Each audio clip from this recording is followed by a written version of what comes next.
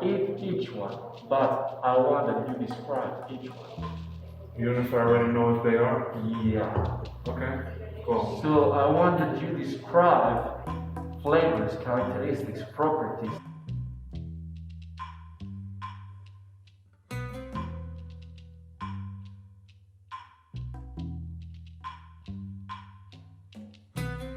It has a light sweetness. Next part. This pineapple, Yep. very easy to eat, but it's sour. So funny story with me and mangoes, right? As a child, I couldn't fall asleep. I was always crying and complaining. It came to a point that my mom couldn't feed me, so the only way that she could calm me down was giving me mangoes. I like mangoes because it's soft. It has a soft smoothness to it, and it's calm all around the tongue. Okay. Right, when you bite into it, it's nice, juicy, especially if it's ripe. It carries like a really potent sweetness to it. You love mango. I love mangoes. So in Colombia we eat in a different way.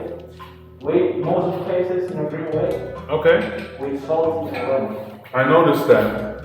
And not to really say anything bad about the culture, but because I identify mangoes with sweetness, I feel it's disrespectful to put salt on mangoes in seasoning. That's me.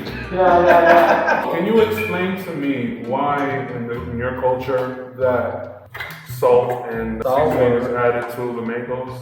Actually, it's because we like to us sourness. It's something that's positive. So we like to feel acid in things. So, for example, when we drink coffee, it's pretty sour. The conditions of the air, the conditions of the soil change the characteristics of our coffee is pretty sour. And we like the sensation. So when you eat the green mango, you're eating something that's really sour. It's sour. It's sour, it's crunchy, it's hard to eat.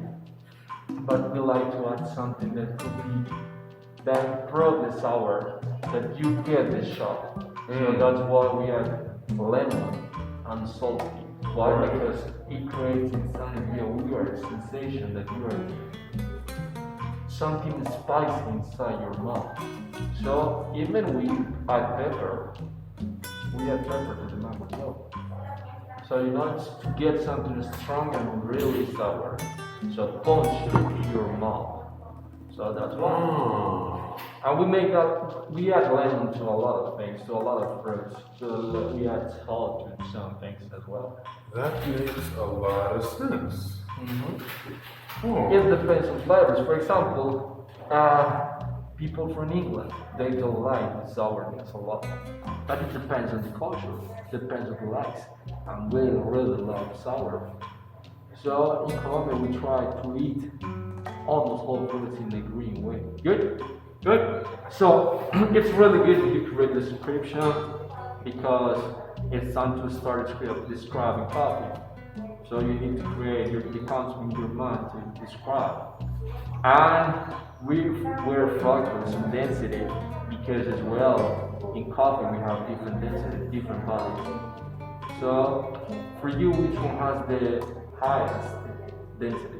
It was the papaya. Papaya. Why? There wasn't no fluid. Okay. So that's why it kind of felt like eating it with a little. I agree that as well because it's not a full ripe papaya. Okay. It was a full papaya, probably it's gonna be different because but probably this is gonna be harder because it's not full ripe. Okay? So less density, which one for you? The pineapple was the least dense, even though it was sour. It was the least dense. It had a lot of juice into it. Okay? And in the middle, we can say we have mango. Right. So now you're an expert. Now you are ready to taste. Now it's my time to be a host, and that's it. Okay? All right. You're putting a lot of pressure on my shoulder. I was saying that to me it's really important to make this process of tasting based on your likes. So please move in front of you. Okay. Okay, I did. So we have 3 cups of coffee. We're gonna call cup number 1, second one, and third one. We're gonna identify 7 different components. So the first component that we're gonna make is called fragrance. Everything you need to do is just smell the 3 cups. And smell cup number 1, the second one, the third one, and describe each one. Create a description inside your mind. Okay? So take a deep breath outside the cups. Outside, deep breath. Alright. Relax yourself. Go ahead. Interesting? Very interesting. Look at this. Look at this picture. The smell, the cups, and try to describe using this. This will. This will. Yeah. Oh wow. Okay. Try it. Okay, let me get my cup.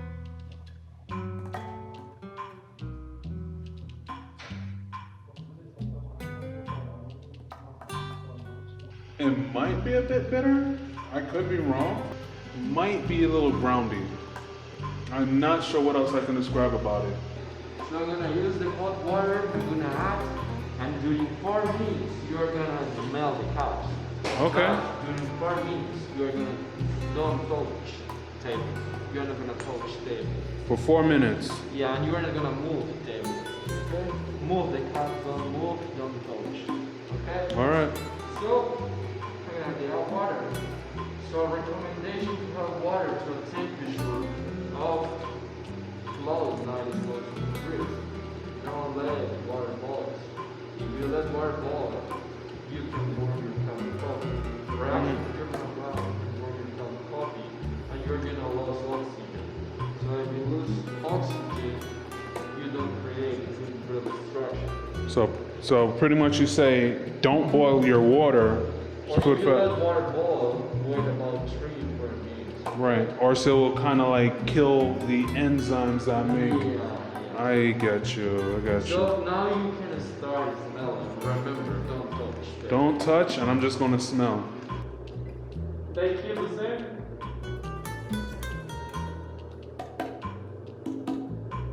This one kind of has a little bit more of an aesthetic smell because from here to here, it seems like the scent jumps up.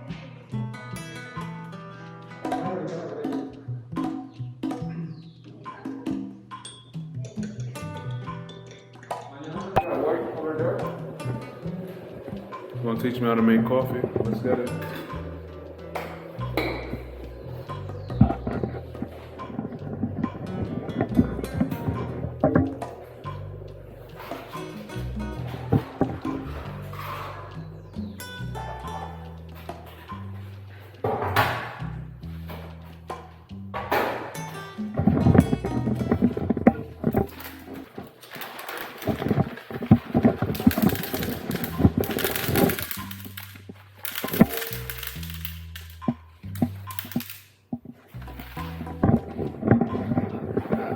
I really hope that you like to make something special for you.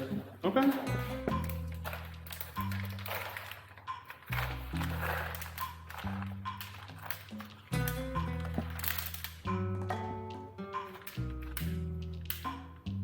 Okay. So we're gonna use 15 grams of coffee, and we're gonna make coffee in the B60. Okay. Not the B60. Okay? All right. Here's the B60. We're gonna grind the coffee to medium levels. On my right.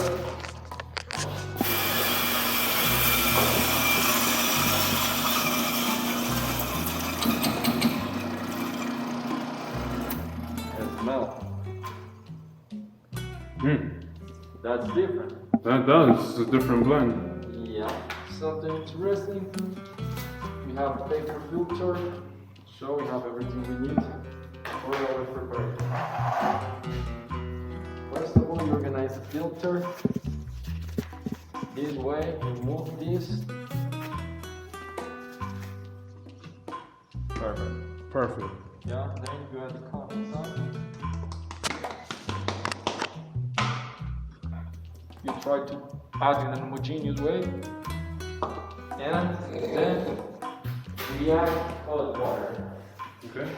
To add the hot water, first of all, we go just the water and that's it. Why I'm just adding just hot water without coffee or anything? Because I want to preheat the jar. Okay? Why I'm preheating the jar? Because I don't want to create a thermal shock. With a thermal shock, I want to develop more sourness inside the coffee. So this is a way to reduce sourness in the coffee.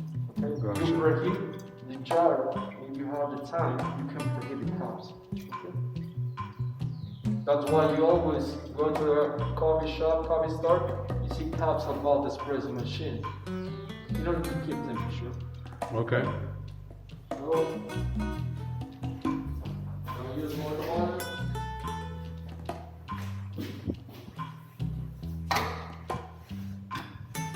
We go to zero.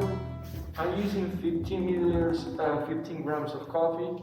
So my ratio, the relationship between water and coffee, my perfect ratio to me is per each gram of coffee I use 60 milliliters of water. So we have to have an above 240 milliliters of coffee in the end of the structure. I got you. At the end.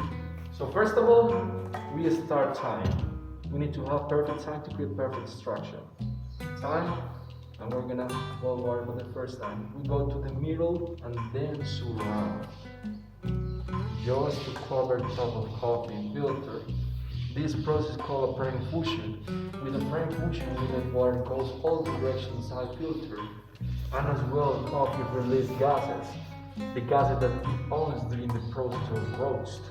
So, Apparel infusion process takes about 20 seconds, 40 seconds. Okay? You let just that it releases all gases. Okay? So it doesn't grow a lot, 30, 40 seconds. Then we add more water in a low way with caution. Try to make in circles to obtain something homogeneous. Don't add in pressure to the structure. And we don't add the whole water at the same time. We let coffee, we cover the surface of coffee with water, and when we start seeing coffee again, we add more water time by time. Okay? If we make coffee too fast, we're gonna obtain acid in our coffee, sourness. If we make coffee too slow, we're gonna obtain bitterness. So we need to have perfect time to create perfect structure, the balance. Main purpose in the cup of coffee is to get true balance. So you remove portafilter and then you mix. While we mix, we get more true balance and to get some oxygen inside to identify coffee in a better way. It's done. Okay.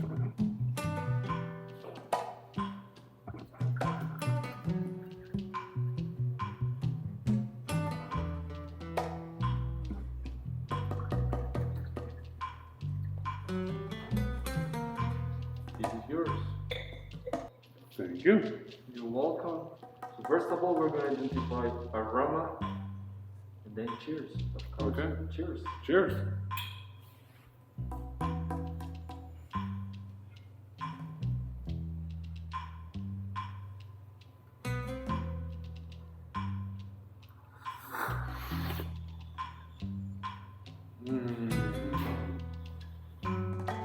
Okay. I taste the acidity, the acidic response. But it's not a lot. It's not a lot. Okay. Try to smell this.